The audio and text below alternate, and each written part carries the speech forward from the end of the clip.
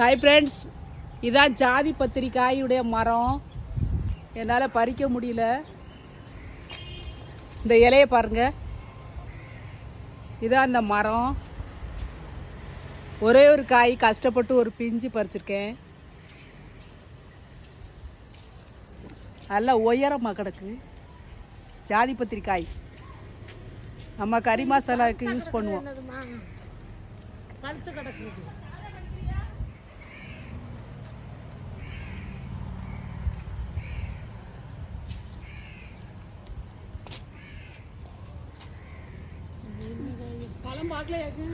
கேரளாவில் ஒரு இடத்துல செருப்பொங்கல்ங்கிற ஒரு இடத்துல வந்து இந்த மரத்தை காட்டுறேன் உங்களுக்கு. பாருங்க ஃப்ரெண்ட்ஸ், எனக்கு பறிக்க முடியல உயரமாக இருக்கிறதுனால. இது ஜாதி பத்திரிக்காய், ஒரே ஒரு குட்டி காய் தான் பறிக்க முடிஞ்சிச்சு.